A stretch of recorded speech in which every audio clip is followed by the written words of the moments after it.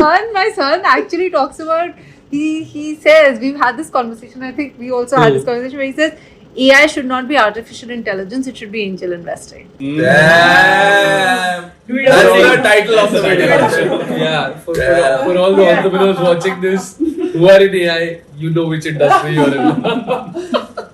No, I think it's I definitely think entrepreneurship is till about 10 years back was not the cool thing to do. It definitely is now. But I think as an entrepreneur or a founder, don't do it for any of these reasons. Do it because you truly believe, because it's as boring as that sounds. You'll get bored of all of the bells and whistles, and you all know, right? It's tough. It's not easy. It is not easy to be. Like putting money, taking money. Talking about Starting from I think everything. Taking money is easy. You do. no, then you have to build, no? नहीं तो वैसे ले लो. If you don't get it, you don't have to. again, money is a two-edged sword. Yeah. It is a two-edged sword. I think just since we're talking about entrepreneurship, like for everyone, entrepreneurship is the loneliest journey you will ever be on. That's true. Right? And There is a guy who has 5 like co-founders. I have 5 co-founders, yet I say that. That hurts. It is the craziest These are grind. lonely together. No, they are lonely together, yes. But so when people become an entrepreneur for vanity or just because it's the cool thing, those startups I don't see doing great stuff or producing great products. Yeah. So, but because it's really tough to build something which people really love, right? And it requires you to be on the fucking ground. I always say that if you evaluate if you evaluate entrepreneurship on a paper, financially, emotionally, it will always come out to be not a good idea. Time wise, Yeah. my God, your time, the amount you never stop being an entrepreneur. You can it's stop being a job persona when you reach home at some point in time, but you don't. And interestingly enough, recently one of the founders who we were talking and we spoke about advisory. He asked me to be his co-founder. I was like, I can't do the arts, bro. I can't do it.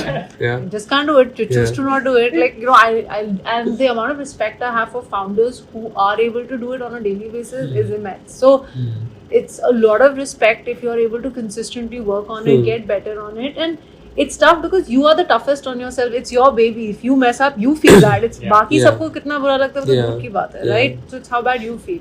So I mean, do it because you feel like this makes you happy and this is something you can pull the energy to do every day. And if you can, then there's nothing better than it either. Yeah. So one of my superstar VCs, and I'll love to name them because they've taught me a lot, adds a lot. Yeah.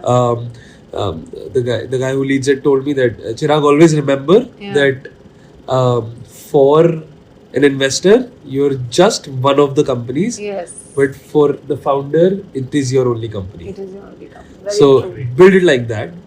And he specifically told me that always know that for most of the investors, it is a sit back and see show. Yes. But if the founder is not driving it, then no one will drive No it. one will drive it. So that's something. But building on that point, and that's the last segment I want to discuss, is that, of course, what exactly is your pitch as an Indian investor? That apart from the money, of course, you bring to the table, what else do you pitch in? Yeah. Or offer at least? It's up to them to take it or not. Yeah. But what exactly all of you Yeah. can bring into the table? My amazing not presence. angel investors. If we want to be in the future. This is what we will put a reel and at the rate to Shark Tank. Yeah, This is your pitch to them. my pitch is my bubbly personality. I'm going to bring that to the table. It's a hit. When you have a tough grade and you call me and you're going to feel better about it, I mean, what gets better than Perfect. that? That is Lives up to the angel. image. still image. But no, on a serious note, I think what I pitch to them is just, it's less pitching. What I will say is, when my conversations start with anyone in angel investing, it's never a what I will give.